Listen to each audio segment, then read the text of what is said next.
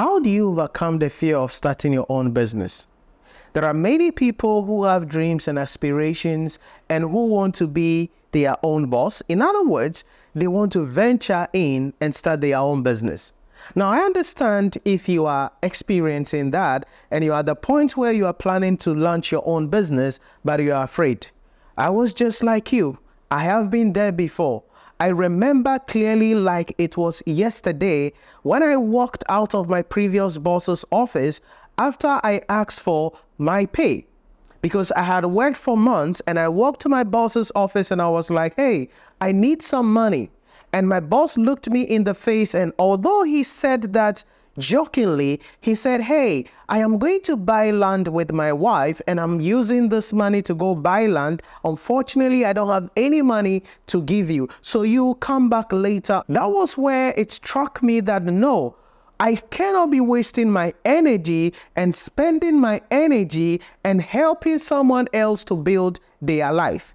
The reason that struck me a lot was because this was a man whose eldest son was older than me, and he is planning to go buy land with the money that I helped generated as a key employee of the company. And it struck me so hard, and I decided that no, I will go solo and start something on my own.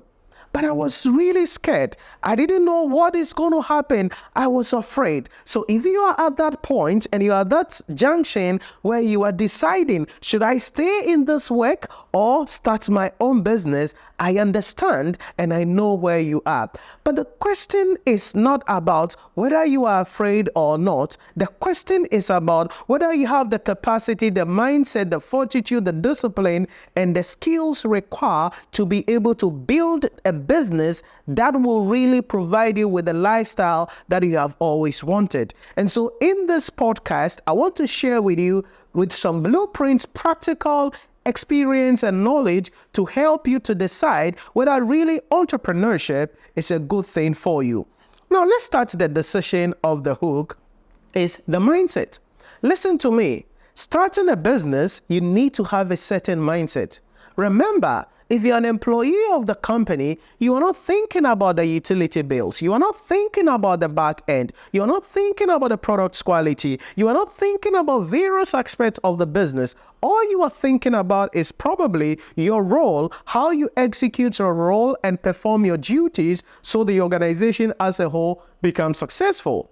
But immediately you start and put on the helmet and say, hey, I want to be in the arena of entrepreneurship, then quickly you have to change your mindset. You cannot be an entrepreneur with an employee mindset. In other words, when you become an entrepreneur, it means now you are going to be taking care of marketing, customer service, the back end, product quality, dealing with delivery of product. You are going to be handling everything. And so having the right mindset is crucial.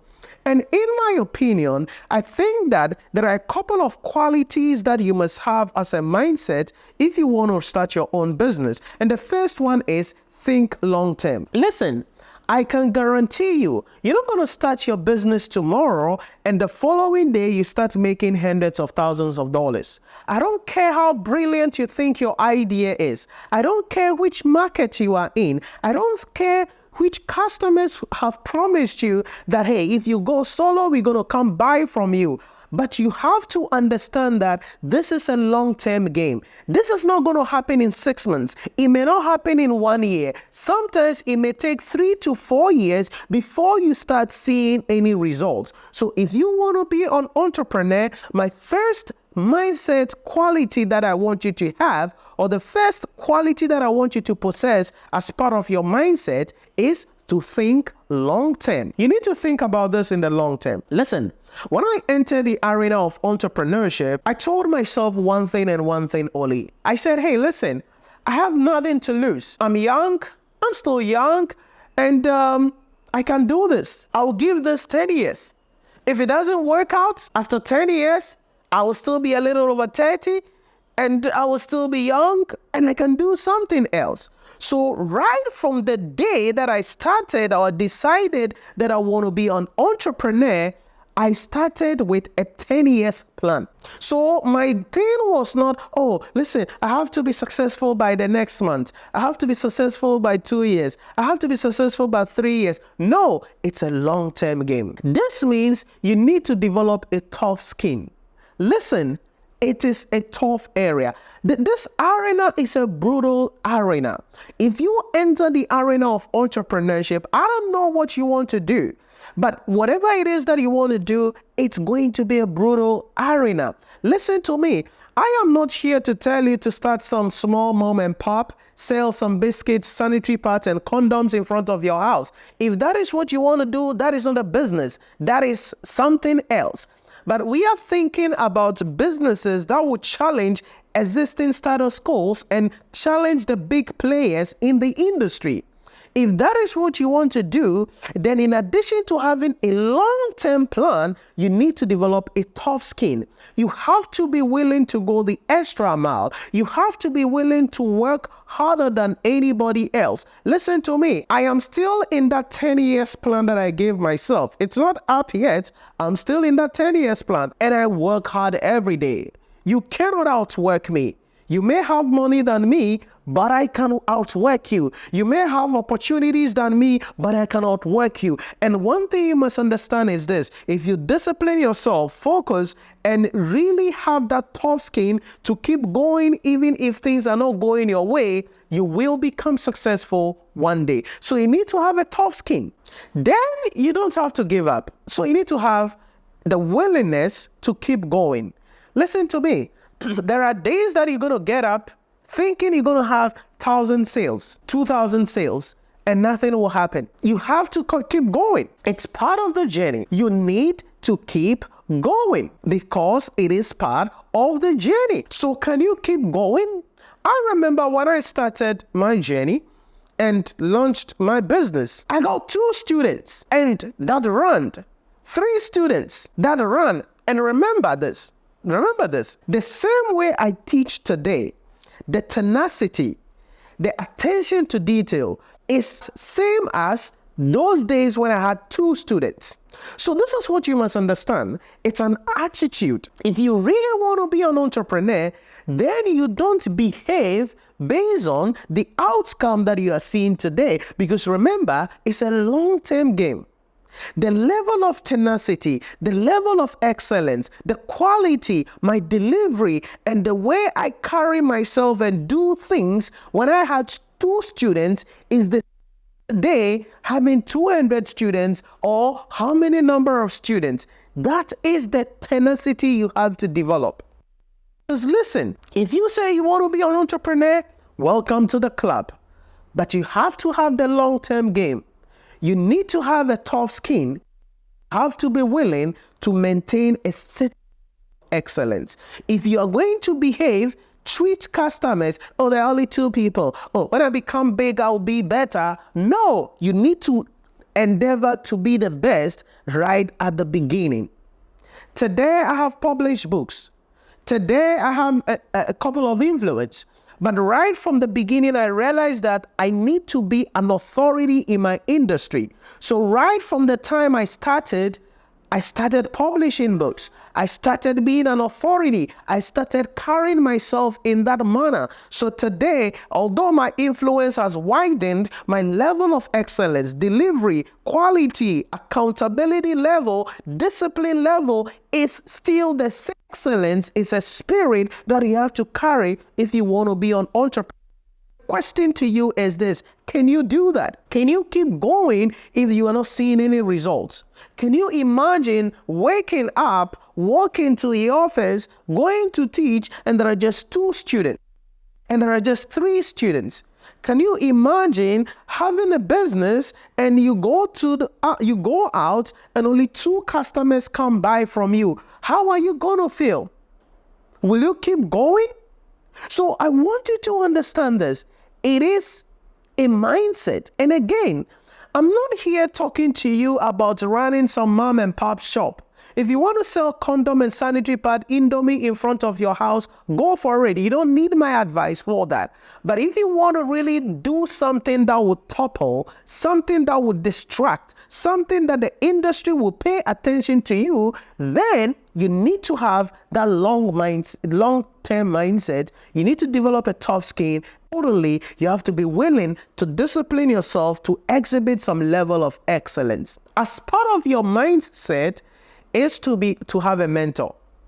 Listen, by the grace of God, I am where I am, not just because I am educated, but I'm where I am because of the people that came my way. So mentorship is key. Now, you got to be careful. When I say have a mentor, it is not just about someone physical or someone you have personal relationship with. You can have a mentor virtually through reading of books, listening to podcasts, attending virtual seminars. I have never met Dan Locke, but Dan Locke is my mentor, right? He was the person who changed my perspective of how I am supposed to package my brand, how I'm supposed to position myself in the marketplace, and most importantly, how I'm supposed to execute my business. Dan Locke. And I have attended his live seminars, paid seminars. I have bought his books and I have watched his podcast, watched his videos, and all of these things because I have learned a lot from him, which I've applied to my life. Mentorship. Grant Cardone. I've never met Grant Cardone, but I have been part of his paid programs. I've bought his books. I've watched his videos. There are a lot of things that I've picked from him that I've packaged, that I've shaped the way I am running my business and running my personal life and understanding my finance. Dean Graziosi. I have never met Dean Graziosi. I've never met someone like Tony Robbins, but all of these people, I have attended their paid masterclass and programs and bought their books, all because I want to learn from them. So when I talk about mentorship, I'm not just talking about, this is the man I know in East Legon, in Airport Hills, in wherever it is, and I will go and sit before him. If you get that luxury, that's okay. But you can still be mentored through people's books, attending their events, reading their blog posts, watching their videos or listening to their podcasts. All of that will shape you on the way you are supposed to do things. Because remember, whatever business you want to build, whatever you want to do, someone has been there. Someone has done it. My question to you is this: do you have the map? Do you have the blueprint to take you to where you are going? Do you have the map? Do you have the blueprint? Because you need someone to show you the way. I cannot explain to you the level of transformation I've had reading books and listening to podcasts from Dan Locke. I cannot tell you, because the way the man thinks about business, the way the man thinks about closing, the way the man thinks about branding, the way the man thinks about marketing, it's a different thing altogether. And I get that blueprint and I apply it to my business. I apply it to my life and I see success. I see progress. So you need mentors. The next thing you must understand is team building. Listen to me. You won't get to where you want to be alone. Some of you, the reason you are afraid of starting out this whole business is because you want to do it alone. Sometimes you see, I go on social media. I'm on LinkedIn. I'm on TikTok. I'm on Facebook. I'm on Instagram. Then I'm looking at people's profile. Then you see, founder and CEO, managing director of this. Then you find out, like, what business are you running? You employing how many people? Come on, drop the title. Drop the ego. You are calling yourself a CEO of a company and you're employing how many people? So how should we call Tim Cook? How should we call Elon Musk? How should we call Warren Buffett? You gotta drop the title. I don't care you are the co-founder, MD, CEO, whatever the heck. I do not care, because you need a team. Listen to me. When I started the game, I realized at an early stage of my business that, hey, I cannot do this alone. And so immediately money started coming. It wasn't to go buy a new car.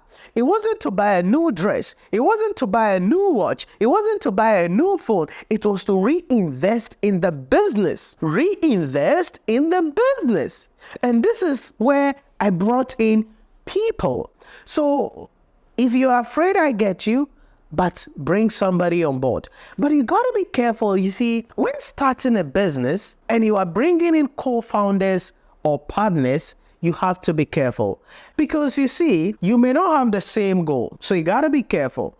Right from the beginning, if you're going to bring someone as a co-founder, you're going to bring someone as a partner, right at the beginning, you guys must have what we call a shareholder agreement. And this must detail out how you'll be running the business. And if somebody is no longer interested, these are the terms and conditions of exit options. Because you see, sometimes one of the challenges we see, especially in this part of the world, is that when the business starts making money, one partner may feel, hey, it's time for payouts. Give me a portion of the money. I want to buy a new car. I want to buy a new house. Then another partner is like, hey, listen, let's put this money back into the business so that we can build a bigger business and make a bit more money. And so if from the very beginning, we don't set out these terms and conditions, we don't set out these agreements, then it's going to have a lot of challenges going into the future. So if you're afraid, I understand you. If you're afraid, I get you. But be careful that the people you are bringing on board have the same goals as you have. And even if there is going to be some misunderstanding or some disputes, there must be a way to deal with the misunderstanding or the dispute. If not, you're going to fail generally at the end of the day. So yes, you are afraid. You are afraid of launching that business. You are afraid of going into the business. But I need you to have the right mindset. That is the starting point. That is the starting point. Because you see, your mindset is important than what you want to do. Because you see, this is one thing you must understand. It is not the best product that wins. It is the best marketed product that is going to win. So it is not too much about the product. It is the people behind the product. Stay with me carefully. It is not too much about the product. It is the people behind the product. So if you don't have the right mindset, I don't care how much money you raise. I don't care who you have on your team. You're going to screw this up. So the first thing I want you to think about is having the right mindset. Having the right mindset. If you have the right mindset, understand that this is an entrepreneurship. You are now an employer. You are not the one going to underwrite all the checks. So you have to behave differently from being an employee. Then you can take your life to the next level and start your business so you can ultimately become successful. Listen, this is a full-on episode that I'm going to be doing. Let me know in the comment section any other things that you want me to look at. And in the next episode, we are going to be taking practically on how you go through the process. How do you deal with product testing? How do you deal with raising the finance necessary for the business? How do you deal with launching the product? How do you deal with customer service? How do you deal with the finances, tax, and everything? So it's a whole suite of discussions that we are going to be having. And I want to walk you through this journey, provide you with some blueprints so you can really decide if entrepreneurship is good for you. But listen, it's not everyone that has to be an entrepreneur. Maybe you will be better off just being an employee of the company. But if you think you have tenacity and you have the mindset and you have what it takes to be an entrepreneur, then you will love this whole series that we are going to be working on. And I'll catch you in the next episode. Keep working hard to become the best version of yourself.